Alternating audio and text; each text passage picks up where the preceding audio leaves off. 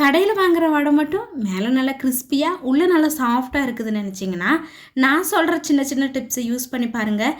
கண்டிப்பாக பர்ஃபெக்டான ஒரு வடை வந்து கிடைக்கும். ஹாய் ஃப்ரெண்ட்ஸ், வணக்கம், welcome back to my channel.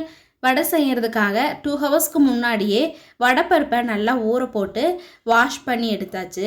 இதை ஒரு மிக்சர் ஜாரில் சேர்த்திட்டு கொஞ்சமாக கல்லுப்பு வந்து சேர்த்திக்கலாம். வடை செய்யும் போது நம்ம மாவில் வந்து அரைச்சதுக்கப்புறம் உப்பு சேர்த்தக்கூடாது. மாவை அரைக்கும் போது ஜார்லேயே கொஞ்சமாக உப்பு சேர்த்தி அரைச்சிக்கணும். அதுலேயும் நிறைய வந்து உப்பு சேர்த்தக்கூடாது. வடைக்கு கொஞ்சம் நம்ம நார்மலாக சாப்பிட்ற உப்பை விட கொஞ்சம் கம்மியாக சேர்த்தனோம்னா தான் டேஸ்ட்டாக இருக்கும். இதை வந்துட்டு நல்லா நைஸாக அடிக்கிறதுனால அடித்து எடுத்துகிட்டு கொஞ்சமாக பருப்பை வந்து இதில் சேர்த்தி மிக்ஸ் பண்ணிக்கலாம். அப்படி இல்லைன்னா ஒன்றும் பாதியமாக அடித்தோம்னாலும் பருப்பெல்லாம் இடையில வரும்போது நல்லா கிறிஸ்பியாக இருக்கும். இப்போ இது கூடயே கட் பண்ணி வச்சுருக்கிற வெங்காயம், கொஞ்சமாக கருவேப்பிலை, க்ரீன் சில்லிஸு, முருங்கைக்கீரை இருந்ததுன்னா அது சேர்த்துனிங்கன்னா டேஸ்ட்டு சூப்பராக இருக்கும். கொஞ்சமாக சோம்பும் சேர்த்திட்டு இதை எல்லாத்தையுமே நல்லா மிக்ஸ் பண்ணி விட்டுக்கலாம்.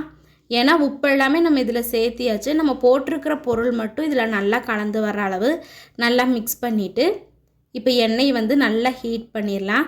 எண்ணெய் எப்படி நல்லா சூடாக இருக்குதுன்னு தெரியும்னா ஒரு சின்ன பீஸ் எடுத்து அதில் போட்டோம்னாலே கீழே போட்டதும் அது மேலே வந்துடும். அப்படி இருந்ததுனாலே எண்ணெய் நல்லா சூடாக இருக்குது. வடை போடுறதுக்கான பதம் வந்து கரெக்டாக எண்ணெய் காஞ்சிருக்குதுன்னு அர்த்தம். இப்போ ஒவ்வொரு வடையாக நம்ம வந்து தட்டி சேர்த்திக்கலாம். வடை தட்டும் போது உங்களுக்கு கையில் தட்ட வரலைன்னா ஒரு வாழை இலையோ அப்படி இல்லைன்னா பிளாஸ்டிக் ஏதாவது பேப்பரில் கொஞ்சமாக ஆயில் அப்ளை பண்ணிவிட்டு ரவுண்ட் பண்ணிவிட்டு நம்ம தட்டி வடை சேர்த்தனோம்னாலே வடை வந்து நல்லா ரவுண்டாக வரும். இந்த டிப்ஸை நீங்கள் யூஸ் பண்ணி பாருங்கள். கையிலேயே தட்டுற மாதிரி இருந்ததுன்னா ஒரு கையில் பால் பண்ணிவிட்டு இனியொரு கையில் கொஞ்சமாக எண்ணெயோ தண்ணியோ நனைச்சிட்டு அதுக்கப்புறமா நம்ம தட்டி போட்டோம்னாலும் வடை வந்து நல்லா ஷேப்பாக வரும்.